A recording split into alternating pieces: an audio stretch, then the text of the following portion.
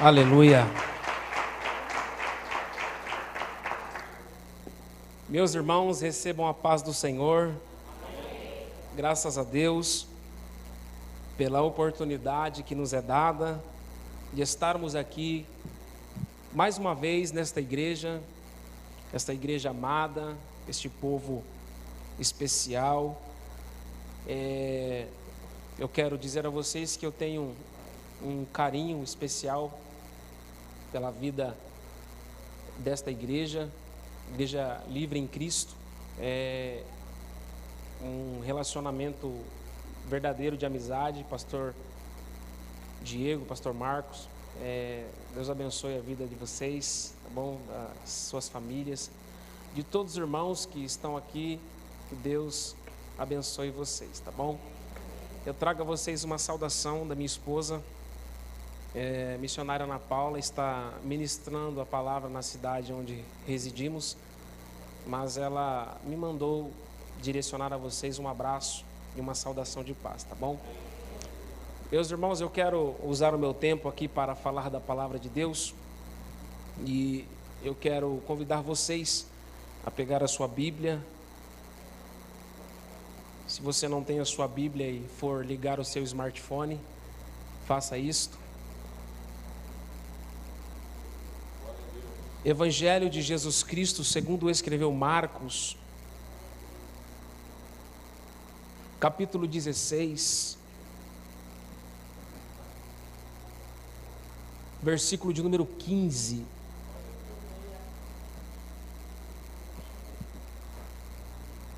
Eu quero falar aqui, nesta oportunidade, sobre propósito, cumprir propósitos. E que o Espírito Santo ajude eu e você a entendermos a dimensão que Ele quer nos levar esta noite, tá bom? Todos acharam? E disse-lhes: ide por todo o mundo e pregai o Evangelho a toda criatura. E disse-lhes: ide por todo o mundo e pregai o Evangelho a toda criatura. Amém? Quem está vivo, diga glória a Deus. Pode se assentar, em nome de Jesus.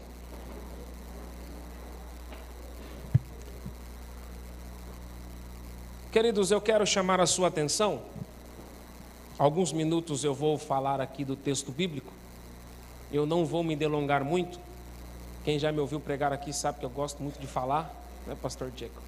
Mas hoje eu prometo que eu vou ser o mais sucinto possível para nós entendermos o que o Espírito Santo de Deus quer nos falar. Queridos irmãos, eu acredito que todo direcionamento, ele aponta para um propósito. Todo direcionamento que Deus dá a um homem, a uma mulher, a um pai de família, às pessoas, ele aponta diretamente e claramente para um propósito. Dificilmente você vai conseguir viver propósitos sem ter um direcionamento. O direcionamento, obviamente, te leva a viver propósitos. Cristo, quando veio à Terra, ele veio para cumprir um propósito. Qual era o propósito de Cristo ao vir à Terra? Estabelecer entre os homens o reino de Deus, fazer com que os homens desejassem viver o reino de Deus. O que me chama a atenção no ministério terrenal de Jesus é que Jesus, ele andou por esta terra em um período de 3 anos e durante esses 3 anos de ministério, ele viveu 33 anos de vida, mas durante os seus 3 anos de ministério, ele teve uma grande preocupação em ensinar as pessoas que lhe ouviam como seus discípulos a repassar aquilo que eles aprenderam, a passar adiante. A regra do aprendi e ensinei. E o que me chama a atenção é que Jesus, ele nunca ouviu dos discípulos uma palavra como ensina-me a curar, ensina-me a fazer milagres. Não, Jesus nunca ouviu esta palavra dos discípulos, e Jesus também deu esta ordem para os discípulos no seu ministério cotidiano, mas nos seus últimos momentos de estadia na terra, ele deu uma última ordem para os seus discípulos. E a última ordem que ele vai dar aos seus discípulos não é expulsar os demônios, não é fazer milagres, não é fazer maravilhas, mas a última ordem ratificada de Jesus nos seus últimos momentos na terra é esta: ide e pregai o evangelho a toda criatura. O que me chama a atenção é a importância que Jesus está dando para este tema, a importância que Jesus está dando para a ênfase de se pregar o evangelho. E quando nós falamos de se pregar o evangelho, nós temos aqui 2 pontos principais sobre se pregar o evangelho. O primeiro ponto que nós entendemos como pregar o evangelho é a parte teórica. O que é a parte teórica? Pregar o evangelho é quando nós nos direcionamos à igreja e na igreja nós ouvimos uma palavra do pastor. Isto é a palavra pregada na teoria. E o que é pregar o evangelho na prática? É quando você ouve aqui e pratica lá fora. Vou repetir. O evangelho teórico é aquilo que você ouve aqui e guarda. O evangelho na prática é o que você ouve aqui e pratica do lado de fora. Jesus aqui ele vai dar uma ordem no imperativo. Ele está dizendo: ide e pregai. Isso aqui então está claramente sendo direcionado para mim e para você como uma ordem. Ou seja, isto não é uma opção, é um mandamento. Você não tem escolha se vai pregar ou não. Você tem obrigação de pregar o evangelho. Mas pregar o evangelho não com um folheto, não colocando a Bíblia debaixo do braço, mas com um estilo de vida que professe a sua fé cristã aonde você está, aonde você pisa, aonde você vai. As pessoas possivelmente, talvez, não desejarão vir ao culto por aquilo que você fala, mas provavelmente desejarão vir ao culto por aquilo que você vive. O evangelho vivido tem muito mais força do que o evangelho falado. E Jesus era tão perito nisso, que quando ele ia pregar o evangelho para os discípulos, ele tinha uma sensibilidade de, antes de falar, viver aquilo que estava falando. Ele disse: amai o teu próximo como a ti mesmo. E por várias vezes Jesus alimentou a multidão antes mesmo de se alimentar. Jesus disse: amai os vossos inimigos, não só os vossos amigos, mas também aos vossos inimigos. E quando ele está pendurado em um madeiro na cruz, ele olha para aqueles que estão pregando ele na cruz, ele vai dizer assim: Pai, perdoa-lhes, porque eles não sabem o que fazem. Então, antes de ele usar a teoria, ele usa a prática. As palavras de Jesus são a ratificação daquilo que ele vive. Jesus, ele toma o cuidado não para falar e deixar de viver. Jesus vive e fala. Jesus dá uma lição importantíssima para mim e para você, que o evangelho que pronunciamos dentro da igreja, ele deve ser um evangelho pronunciado aqui dentro e vivido do lado de fora. E eu quero abrir um parênteses aqui para dizer para alguém que o Espírito Santo vai te impactar. Eu não sei se hoje, se amanhã, mas eu quero dizer a você que antes que termine este mês, ele vai te impactar de uma forma tão grande que você não vai conseguir deixar de viver o evangelho pleno de Jesus Cristo na sua vida. Pessoas precisam ser impactadas não por aquilo que pregamos, mas por aquilo que somos, por aquilo que vivemos. O evangelho de fato é não uma teoria, porque existem muitos professores de teologia que nem acreditam em Deus. Pasmem se quiser acreditar sim ou não. Mas existem muitas faculdades por aí que ensinam religião, que os professores nem sequer acreditam em Deus, mas eles professam a teoria daquilo que aprenderam através de livros. E o que eu preciso que você entenda é que o evangelho que eu e você temos que viver é um evangelho prático, diário. É uma vida cristã em nível de excelência para com Deus. As pessoas que devem olhar para mim e para você Como seria muito bom, pastor Diego, se as pessoas, ao invés de verem eu e você, vissem Cristo mais na nossa vida do que nós mesmos. Se nós transpassássemos aquilo que temos de Deus dentro de nós, não tenho dúvidas alguma de que as pessoas viveriam um outro nível de evangelho aqui no Brasil. O que é interessante sobre o texto é que quando nós olhamos o evangelho de Marcos, capítulo 16, versículo 15, Jesus aqui ele está dando uma ordem no imperativo, ou seja, eu e você não temos a opção de escolha, nós temos uma obrigação de pregar o evangelho. Peraí, mas eu comecei a vir à igreja faz um mês. Eu estou falando para pessoas que têm uma vida constante no evangelho, e independente se você tem um mês ou 30 anos, todos nós temos a obrigação de pronunciar o reino de Deus com estilo de vida. O que é interessante quando nós falamos de evangelho e de propósito de vida cristã. Quando nós falamos de evangelho, nós estamos falando de boas novas ou a boa notícia. O evangelho, ele se divide, no mínimo, em 3 partes na vida cristã. Quantas partes? Mais forte. Quantas partes? Em 3 partes na vida cristã. O primeiro ponto que nós encontramos como uma partícula de 3 é a parte do convite, ou a primeira etapa do evangelho se resume ao convite. Mateus capítulo 11, versículo 28 ao versículo 30. Jesus, ele vai expor um convite às pessoas, dizendo: vinde a mim, todos vós que estáis cansados e oprimidos, e eu vos... E tomai sobre vós o meu jugo, e aprendei de mim, que sou manso e humilde então vocês encontrarão descanso para a vossa alma. Esta é a primeira etapa do evangelho. O convite para se vir a Cristo e viver uma nova fase na nossa vida. O que é interessante quando nós falamos desta primeira etapa do evangelho, é que nós precisamos entender uma coisa. O ato de vir a Cristo é o princípio de um relacionamento, e todo relacionamento gera confiança. Quando você se relaciona com alguém, a tendência é o nível de relacionamento multiplicar-se, aumentar. Quanto mais passa-se o tempo no nível de relacionamento, maior confiança existe.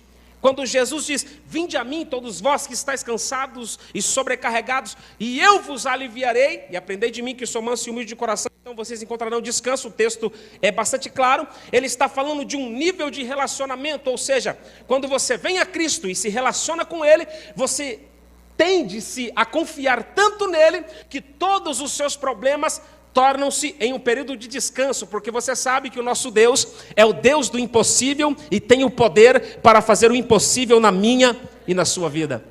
Uma pessoa que não consegue professar o evangelho, acreditando que Deus pode fazer um milagre na sua vida, é uma pessoa que ainda não chegou no nível de relacionamento de excelência para com Deus. Quando nós acreditamos em Deus, através de um nível de relacionamento que gera-nos confiança no Senhor, nós não temos objeções para duvidarmos do poder deste Deus que pode fazer o impossível, mover os céus e mover a terra, parar o sistema global para abençoar o servo e a serva do Senhor. Isto fala de níveis de relacionamento. E o que é interessante é que na primeira etapa ele vai falar sobre o alívio, na segunda etapa ele vai falar sobre o descanso. Por quê? Porque na primeira etapa ele está falando de alguém que vem até Jesus, mas que não dá liberdade para que Jesus entre na sua vida, para que Jesus possua a sua vida. E daí ele vai dizer: aprendei de mim. Quando ele está dizendo aprendei de mim, ele está dizendo: pare de viver as suas questões do seu jeito e comece a entender que quando você vem até Jesus, Ele está do teu lado, pronto, preparado para carregar consigo as suas dores, os seus traumas, para te levar a um nível de excelência na vida cotidiana. E o Senhor está aqui esta noite para dizer para mim e para você: nós temos que dividir o nosso jugo com o Senhor, porque se está pesado para você, com Ele se torna mais leve, e quando se torna mais leve, você tem mais força para caminhar e chegar até o fim. Quem recebe esta palavra? Então, no primeiro nível de evangelho, nós recebemos o convite. O convite que Jesus faz a nós é o mesmo convite que Ele fez a Pedro. Lucas, quando nós olhamos para o evangelho de Lucas, capítulo 5, versículo 10 e versículo 11, nós vamos encontrar ali o Senhor chamando a Pedro para segui-lo. Pedro era um pescador profissional. Ele ganhava a sua vida pescando peixes, e quando ele tem um encontro com o Senhor Jesus, depois da pesca maravilhosa, a Bíblia diz que Jesus vai fazer um convite para ele. Qual é o convite que Jesus vai fazer? Pedro, você vai deixar as redes, e a partir de hoje, você vai ser pescador de homens. Agora, olhe para cá, que interessante. Pedro fazia provavelmente aquilo que ele gostava. Se nós olharmos para a história biográfica de Pedro, nós vamos ver que Pedro, tudo que possuiu é através daquilo que fazia. E quando Jesus vai fazer o convite para Pedro, dizendo: Pedro, a partir de hoje você não vai pescar mais peixes, você vai pescar agora homens. Eu percebo aqui que no convite que Jesus está fazendo, Jesus está tirando Pedro daquilo que para ele é natural, e está colocando Pedro para viver o desconhecido. Eu vou liberar a primeira palavra sobre a tua vida aqui esta noite, eu espero que você me entenda. Para entendermos o chamado de Deus, é necessário entendermos que às vezes Deus nos tira da nossa zona de conforto e nos coloca para vivermos aquilo que é desconhecido. O que é desconhecido por você é conhecido por Deus, e Ele não te tira daqui se não tiver propósito de te levar até aqui. Deus não vai mover nada na tua vida se não tiver propósito de te abençoar, em nome de Jesus, amém? Então o convite que Pedro está recebendo está tirando Pedro daquilo que para ele é normal e está o levando para algo que é desconhecido e, de certo modo, superior àquilo que Pedro estava acostumado a viver. O que é interessante quando nós olhamos para a expressão da palavra chamado, é que todo aquele que recebe um chamado de Deus precisa renunciar a alguma coisa na sua vida. Talvez eu e você estamos aqui vivendo o evangelho, fomos alcançados pela graça de Cristo, porque alguém lá atrás teve que renunciar a alguma coisa na sua vida para que o evangelho chegasse a mim e a você. A Bíblia diz que o Senhor Jesus, mesmo sendo Deus, Ele não usurpou ser igual a Deus, antes Ele despiu-se de toda a sua glória, fez-se homem como eu e você e habitou na terra, foi sujeito a todas as paixões, sujeitos a todos os pecados, mas venceu até a morte, e a sua morte foi a morte de cruz. Ele desistiu de estar no céu para viver uma cruz aqui na terra por causa de você. E a pergunta é: o teu chamado é viver para Cristo, mas o que você está disposto a renunciar pela vida de alguém? Isto é o convite do evangelho. E o que é interessante quando nós entendemos o processo de convite, é que vez por outra, aquilo que somos convidados a fazer, nem sempre é aquilo que gostamos de fazer. Nem sempre é aquilo que nós temos facilidade e habilidade para fazer. No convite de Deus para mim e para a sua vida, nós estamos como um vaso na mão do oleiro no formato de barro. O Senhor nos molda como quer, faz de nós o que quer, nos leva para onde quer, e eu quero profetizar na sua vida de olhos abertos e dizendo: a partir de hoje, o convite de Deus para a tua vida é deixar de viver as tuas vontades e começar a viver a vontade de Deus para a sua vida, para a sua família, para a sua casa. Quem está entendendo a palavra que está sendo pregada? Aleluia. Então, na primeira etapa do evangelho, nós entendemos como convite ou chamado. É o chamado de Deus para a vida de cada um. Esta é a primeira etapa do evangelho. A segunda etapa do evangelho, nós conhecemos como processo. Nesta segunda etapa do evangelho, o processo que cada um de nós temos que passar vai gerar em nós o resultado do processo que iremos conquistar, do propósito que iremos conquistar. O que é interessante sobre processo é que, na primeira instância, a expressão da palavra aqui, quando Cristo diz, vinde a mim, Ele está claramente fazendo um convite. Mas, quando nós falamos de processo, nós estamos falando de situações que enfrentamos na vida.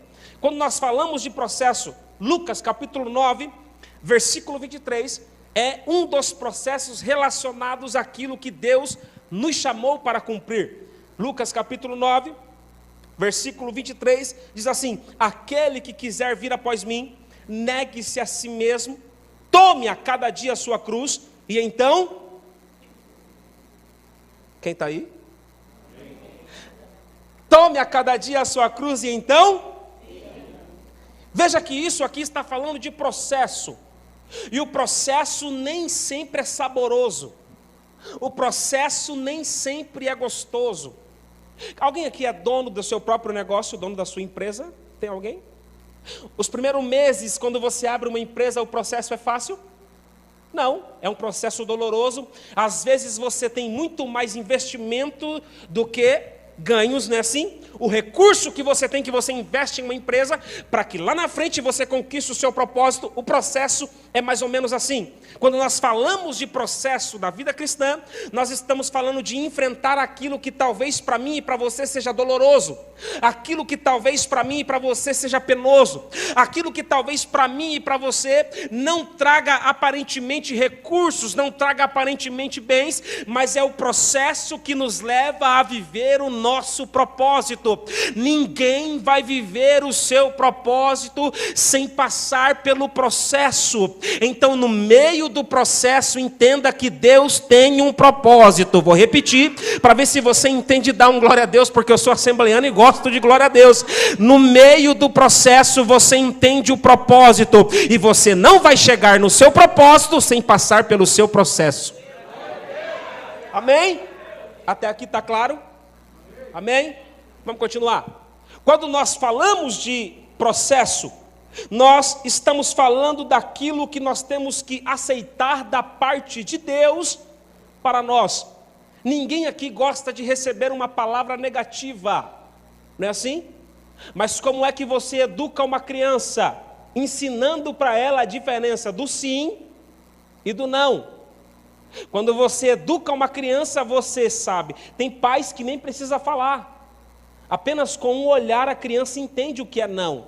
E para nós que somos cristãos, quando Deus não fala nada com respeito àquilo que estamos querendo fazer, o melhor é não fazer.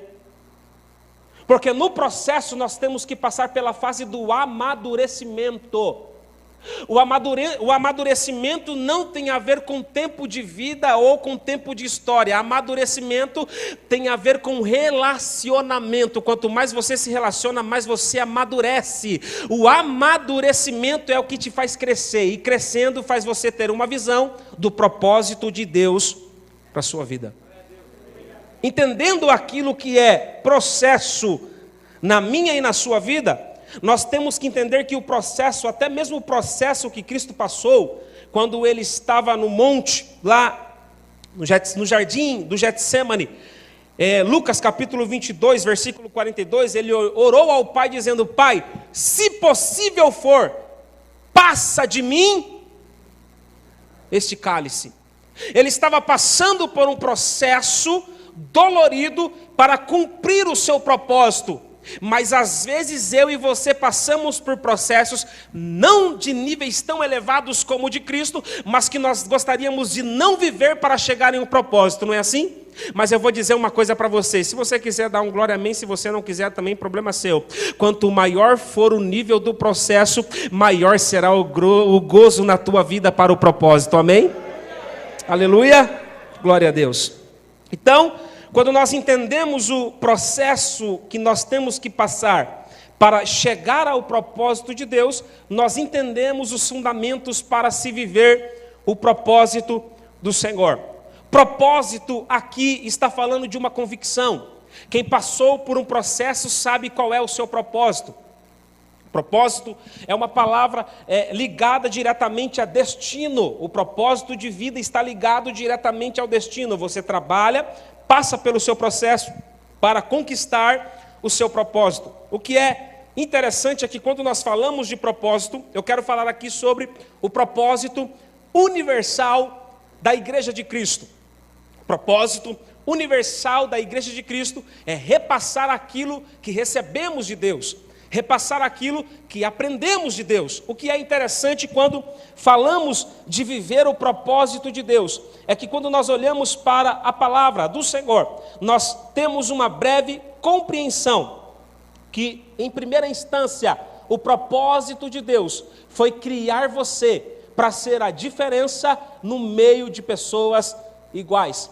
Jesus disse assim, ó, vós sois a luz e o sal. Pronto.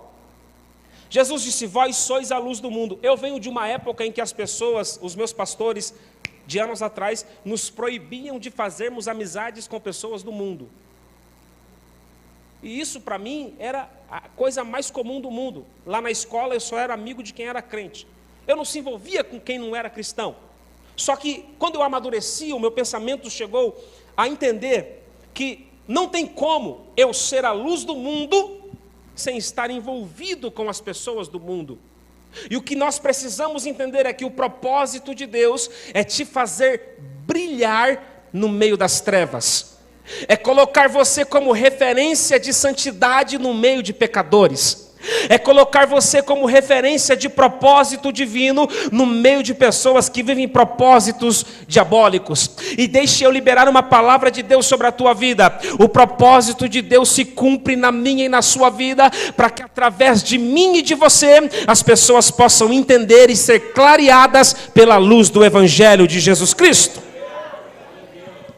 O propósito da igreja é ser luz no meio. Pois bem, quando nós olhamos aqui para o texto bíblico, ele diz assim, ó, ide por todo mundo e pregai o evangelho. A expressão mundo aqui dentro do grego é cosmos. Cosmos aqui, ela tem no mínimo 3 vertentes. Essas 3 vertentes para a palavra cosmos, ela tem significados e pontos diferentes.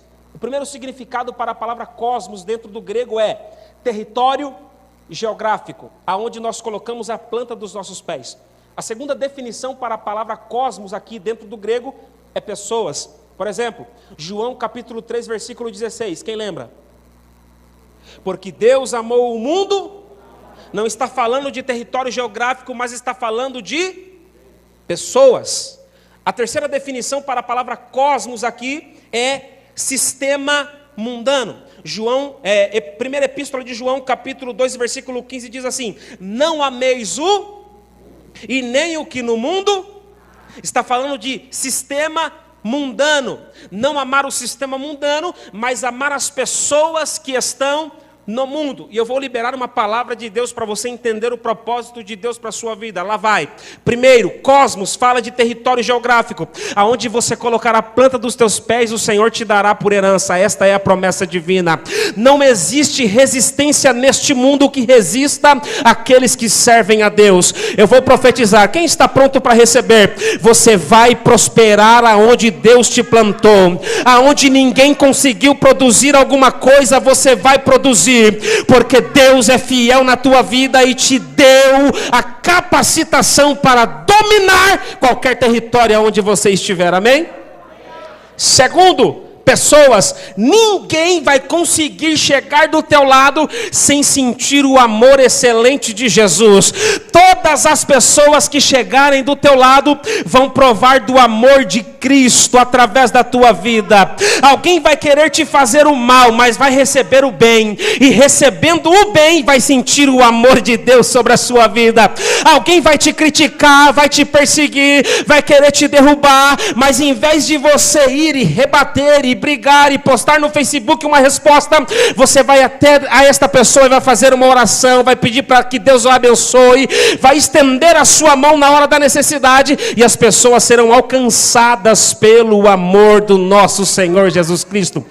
Terceiro, sistema mundano: você vai estar no meio das trevas e vai ser luz. O que é errado lá fora vai continuar sendo errado lá fora, e o que é certo aqui dentro vai continuar sendo certo aqui dentro.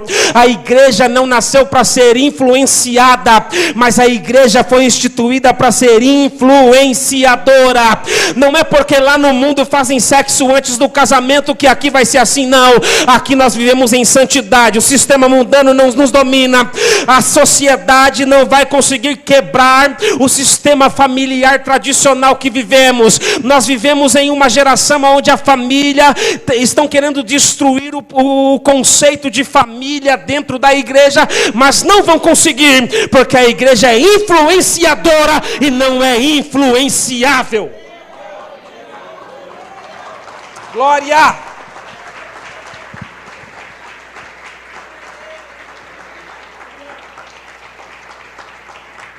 Viver um propósito tem tudo a ver com entender os 2 primeiros passos do Evangelho. Todo aquele que veio até Cristo e recebeu descanso não consegue ficar sem tomar a sua cruz e segui-lo. E todo aquele que tomou a sua cruz e começa a segui-lo não consegue ficar sem ir e pregar o Evangelho. São processos que não são exterminados. Todo mundo que passou por esses processos não consegue ficar calado sem anunciar o Evangelho. Eu vou dizer uma coisa aqui, e não vou pedir perdão, porque eu estou pregando a palavra e eu sei o que eu estou falando. Se você tem anos de cristão e nunca conseguiu ganhar alguém para Cristo, você precisa rever os seus conceitos de cristianismo, porque Cristo não te chamou para vir aqui na igreja, ouvir uma palavra e voltar para casa e ficar por isso mesmo, não. O que você ouviu aqui é para ser repassado lá fora, e Deus quer te usar para ganhar almas para o reino de Deus. Quem está entendendo? Quem está gostando? Uma meia dúzia está gostando, então eu vou continuar, pastor Diego. Então o propósito nos faz chegarmos ao nível de não conseguirmos sermos egoístas com as pessoas e repassarmos aquilo que recebemos de Deus. Olhe para cá para você entender. Quem vive um propósito está diretamente disposto a viver algo que talvez não lhe traga benefício próprio, mas que beneficie ao próximo. Alguém entendeu? Quem está disposto a viver um propósito, talvez entenda e tem que entender que aquilo que você faz possivelmente não beneficie terrenamente a você mesmo, mas beneficie ao seu próximo. O texto que lemos vai falar claramente sobre isso. O texto, capítulo 16 e versículo 17 diz assim, ó: e estes sinais seguirão aos que crerem. Em meu nome expulsarão demônios, falarão novas línguas, pegarão em serpentes, e quando beberem alguma coisa mortífera não lhes fará mal algum. Imporão as mãos sobre os enfermos e os... Só 2 acreditou. Imporão as mãos sobre os enfermos e os... Perceba que o texto aqui está falando que quem chega a viver o nível de propósito no Evangelho, ele beneficia mais a outros do que a si próprio. E eu quero dizer uma palavra de Deus para alguém aqui essa noite. Talvez você tenha olhado para si e dito: Deus, eu não tenho o dom de curar, eu não tenho o dom de fazer, eu não tenho o dom de ser. Deixa eu dizer uma coisa, isso não tem a ver com dom, isso tem a ver com cumprir propósitos. Jesus nunca disse orai pelos enfermos, Jesus disse ide e curai os enfermos. Alguém entendeu o que eu preguei aqui, meu irmão? Isso aqui é muito forte, me custou muito caro para pouco glória. Jesus nunca disse orai pelos endemoniados, Jesus disse ide e expulsai os demônios. Quando você entende o propósito de Deus, você entende a autoridade que Deus depositou sobre a sua vida. Levante uma de suas mãos pelo amor de Deus, porque eu estou sentindo uma unção de Deus para ministrar a autoridade de Deus sobre a tua vida. Você vai impor.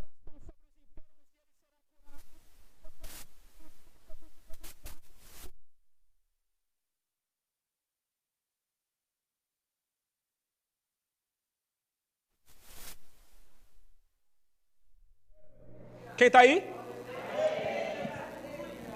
Então, propósito tem tudo a ver com beneficiar ao próximo, mesmo que isso não beneficie a mim. Propósito tem tudo a ver com convicção. Quem não tem convicção não consegue viver propósitos. Cristo era convicto daquilo que ele veio cumprir sobre, a terra. Nós olhamos para o texto bíblico, se você quiser marcar, Evangelho de João, capítulo de número 18, versículo de número 37. Ele está diante do governo que queria crucificá-lo, e o governo diz: tu és o rei dos judeus. E ele vai dizer: tu dizes. Aí na sua pronúncia ele vai dizer: para isto eu nasci, e para isto eu vim ao mundo. Ele tinha a confiança do seu propósito, ele tinha convicção para aquilo que ele tinha vindo fazer. E eu vou dizer uma coisa, meu irmão: sem convicção você nunca vai viver propósitos. O mundo quer tirar a sua convicção para que você não viva propósitos, mas Deus te trouxe aqui esta noite para lhe encher de convicção, para que você viva os propósitos excelentes de Deus para a sua vida. Você sabia que às vezes os propósitos se cumprem em nós em lugares improváveis? Quem está aí? Você já ouviu a história de Gideão e os 300? Quem já ouviu, levante a mão. Gideão está malhando trigo no lagar. Lagar é lugar de malhar uvas. Amém? E Gideão está malhando trigo no... Só que Deus tinha um propósito para Gideão. Gideão está trabalhando num lugar improvável, aonde, na perspectiva humana, é errado, porque não se malha trigo no lagar. Mas Gideão vai ouvir uma palavra de Deus, e a palavra de Deus para Gideão é esta: o Senhor é contigo, varão. Quem está aí? Porque Deus reconhece o teu valor, querido. Se você está trabalhando aonde ninguém quer trabalhar, se você está fazendo aonde ninguém quer fazer, se você está insistindo aonde todo mundo está desistindo, Deus está dizendo: você tem propósito, e Deus tem propósito contigo na terra. Deixa eu dizer, ainda que os teus pés estejam cansados, ainda que as tuas mãos estejam desfalecidas, Deus está dizendo: no meio do propósito, renova as tuas forças, você vai viver.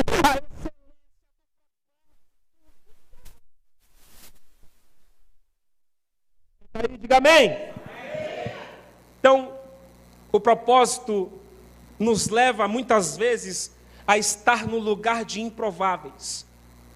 E quando nós entendemos o propósito da igreja sobre a terra, nós entendemos que o maior propósito de Cristo para mim e para você é que nós sejamos capazes de passar adiante aquilo que recebemos de Deus, aquilo que Deus nos entregou a nós. Este é o maior propósito da igreja. E eu preciso que você entenda. Nós estamos aqui nesta noite e nós temos uma convicção que receber o poder de Deus não é para benefício próprio. Porque o poder de Deus manifestado na minha e na tua vida é para professar um Deus que existe, um Deus que faz, um Deus que fala.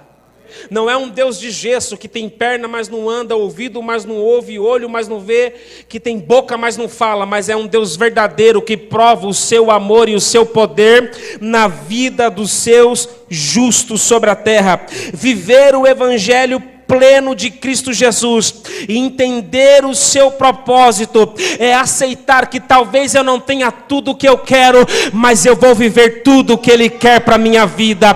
Isto soa como profecia aos teus ouvidos. Talvez você não tenha tudo o que você quer, mas Deus vai te conceder viver tudo o que Ele tem para você. Eu vou profetizar aqui, pastor Diego.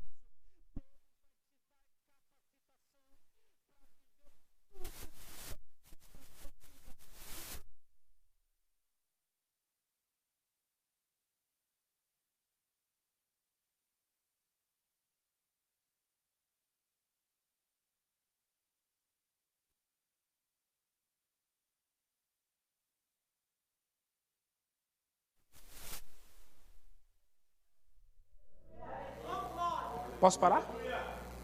Posso parar? Já vai dar. Até que hora, pastor? Não perguntei de novo, você me perdoa? Posso ficar à vontade de novo? Posso? Quando entendemos a plenitude do Evangelho, o Evangelho que Cristo reservou para mim e para você, nós precisamos entender uma coisa, queridos. Entenda isso. Quem vive propósitos está se disponibilizando para ser escolhido no reino de Deus. Viver propósitos, e quando nós falamos de reino, quem preside sobre um reino é um rei. Quem manda no reino é um rei. Lógico. O apóstolo Paulo disse assim, qualquer um de vós que construir um edifício de madeira, feno, pedra, palha, ouro, prata, bronze, tudo isso será provado como que pelo fogo. E todas estas obras o fogo a consumirá, porque o fogo consome tudo. Entendeu? Quando ele disse isso, ele está falando das nossas obras. Tudo aquilo que fazemos será provado como que pelo fogo. A única coisa que o fogo não vai conseguir consumir são as almas que você gerou para o reino de Deus. Viver propósito é gerar almas para o reino de Deus. Eu preciso que você entenda uma coisa.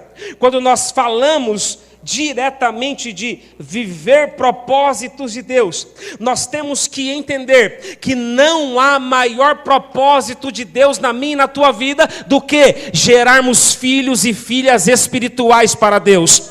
Eu não sei se você quer ter esta responsabilidade, mas eu vou profetizar sobre a tua vida que Deus vai colocar no teu caminho pessoas para serem cuidadas, curadas, transformadas, pessoas para serem restauradas através da tua vida. Mas antes dessas pessoas chegarem, se for para receber a cura, primeiro Deus vai te curar. Se for para serem restauradas, primeiro Deus vai te restaurar, porque Deus não vai fazer através de você sem antes fazer em você. Viver o propósito de Deus na sua vida é estar restaurado para restaurar, curado para curar, de pé para levantar.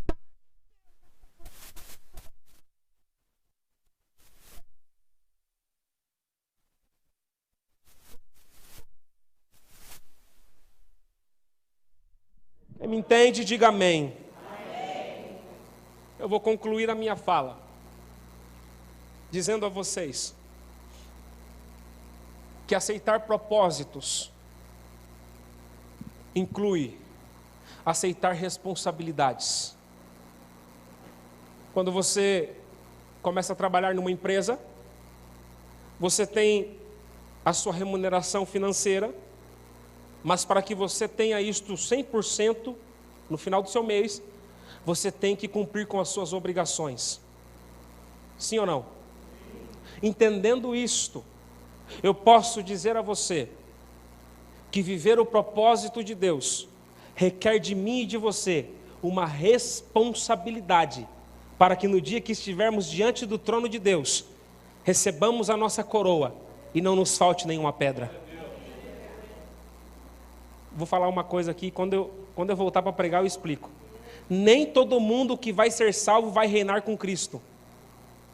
Só vai reinar com Cristo quem viveu propósitos. Você sabe o que é galardão? Presente. Qual é o presente que Cristo prometeu à igreja? Uma. E quem tem coroa é? Não conseguiu pegar o fio da meada?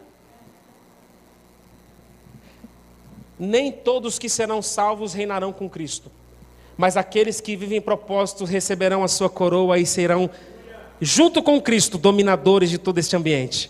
Porque essa terra será transformada e nós reinaremos com Cristo aqui sobre esta terra. Agora lá vai. É você que decide.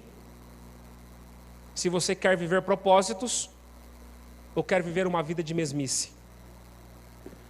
Poder de Deus é quando Deus te usa para que através de você pessoas sejam transformadas pelo Evangelho. Alguém pensa que o poder de Deus é manifesto apenas através do falar em línguas, ou do curar, dos sinais, prodígios e das maravilhas. Mas eu lhe asseguro, maior do que tudo isso é o poder de Deus na tua vida para levar almas diante do trono de Deus. E Deus quer te capacitar para isto. Fique de pé que eu quero orar por você.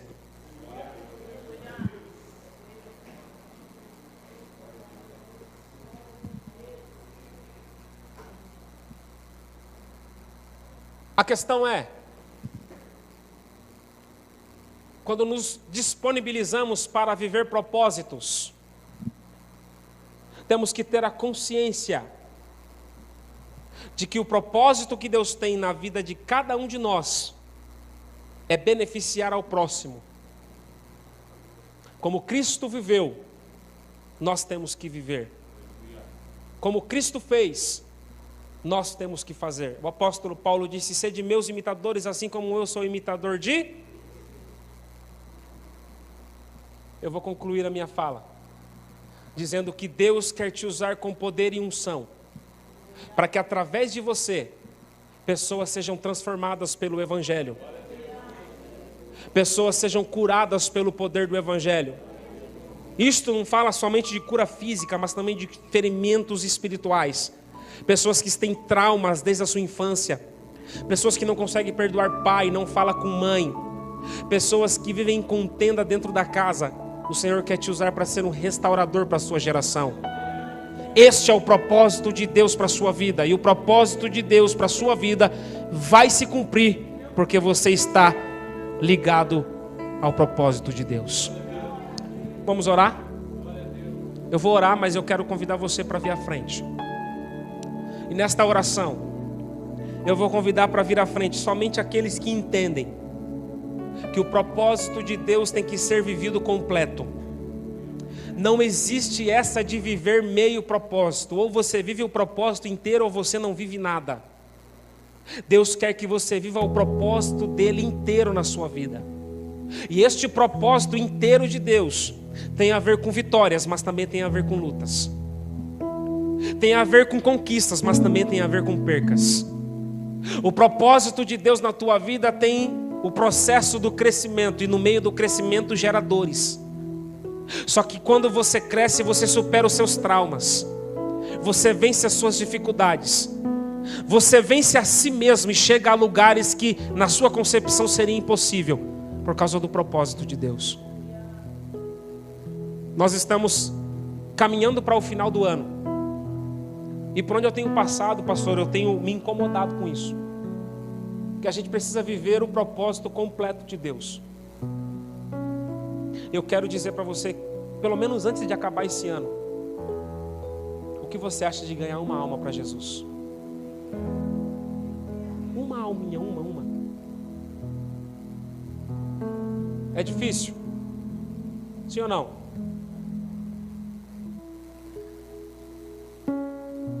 Eu tenho um Honda. É velhinho, mas eu tenho. E todo mundo que pergunta para mim, eu falo: rapaz, não tem igual. Quando quebra, vai tudo as finanças, mas é muito bom, difícil para quebrar. Quem tem um Toyota aqui? Só você que tem? Eu profetizo mais Toyotas aqui nessa igreja em nome de Jesus. É muito fácil você indicar um Toyota, não é? Sim ou não? Um Honda? Hyundai? É bom ou não? Você indica facinho, né? Porque é muito bom. Bom, o Evangelho é algo similar a isso. É uma coisa tão boa que você não consegue ficar sem indicar para alguém. Está entendendo? Antes de acabar 2019, eu queria que você ganhasse pelo menos uma alma para Jesus. Fazendo isso, você já cumpriu o seu propósito sobre a terra. Talvez você não ganhe mais de 1 milhão de almas como D.L. Moody, mas se você ganhar uma alma, você já cumpriu o seu propósito sobre a terra. E não há maior poder do que este, do que ser um influenciador para influenciáveis. Você aceita esse desafio? Você que quer cumprir o propósito de Deus na sua vida, talvez você não consiga vir aqui na frente porque vai encher de gente que eu quero acreditar nisso. Aí você vai ficar no corredor mesmo, colocar a mão no seu coração, mas eu quero acreditar que você vai aceitar comigo esse desafio. Pelo menos uma alma antes do ano terminar. Você topa esse desafio? Se você topa, eu quero chamar você para vir aqui na frente, para a gente fazer uma oração junto, para sermos capacitados por Deus, para gerarmos uma alma para Jesus até o final desse ano. Calma, não precisa empurrar, um de cada vez, bem devagarzinho.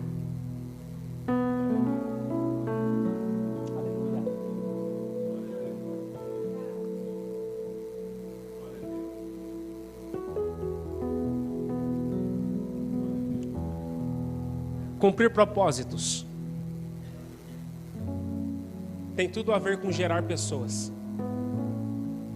Passar adiante aquilo que recebemos. Mais alguém? Eu vou orar. Se não vier mais ninguém, eu vou orar. Aleluia.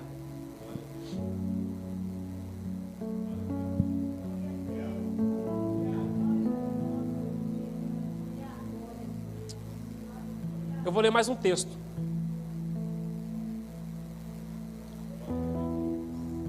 Mateus 24, versículo 14 diz assim, ó, e este evangelho do reino será pregado em todo o mundo, em testemunha a todas as nações, e então virá o fim.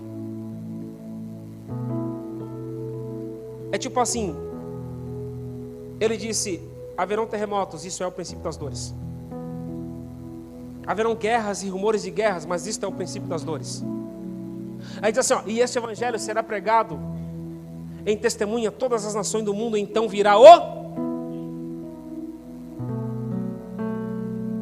Quando eu e você nos disponibilizamos para pregar o evangelho do reino, nós estamos desejando que Cristo volte a buscar a sua igreja.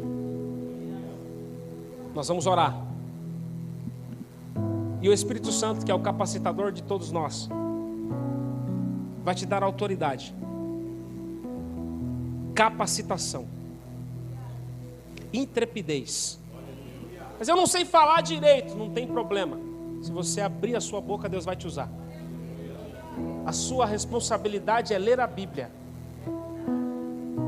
A Bíblia diz que nós temos que pregar. Aí o texto é assim, ó, se alguém aceitar e se arrepender, este será salvo. A minha responsabilidade é anunciar. Se alguém receber, o peso saiu dos meus ombros e passou para o ombro da pessoa que ouviu. Então a sua responsabilidade vai ser falar. Eu quero dizer para você que não somente uma, mas se você estiver disposto, Deus pode te dar uma multidão de gente antes de acabar esse ano. Amém? Vamos orar? Estenda a sua mão para cá, por gentileza, você que ficou no seu lugar. Deus, nós estamos aqui nesta noite oportuna e falamos do Teu Evangelho, aquilo que o Senhor nos preparou neste ambiente e neste lugar. Pai, eu quero pedir ao Senhor nesta noite, com a oportunidade que me é dada, que o Senhor possa usar cada um dos Teus filhos que estão aqui dentro deste ambiente, em especial aqueles que estão aqui na frente deste altar. Pai, que eles sejam usados para ganhar pessoas dentro da sua casa, no meio do seu lar. Pai, que os familiares dos seus filhos sejam impactados pelo poder do Evangelho. Deus, eu quero pedir ao Senhor, Pai, que eles sejam testemunhas do Senhor, aonde colocarem a planta dos teus pés, que o Senhor prove do teu poder na vida das outras pessoas. Pai, eu quero pedir ao Senhor, usa os teus filhos para ganhar o ateu, para ganhar o traficante, a prostituta, o usuário de drogas. Usa os teus filhos, ó Pai, para ganhar aqueles que estão distanciados, caídos, abalados, destruídos por Satanás. Deus, eu quero pedir ao Senhor que haja multiplicação de pessoas, pois o foco do Evangelho não é finança, não é recurso, não é casa, não é carro, mas o foco do Evangelho, Pai, é almas para o teu reino. Então,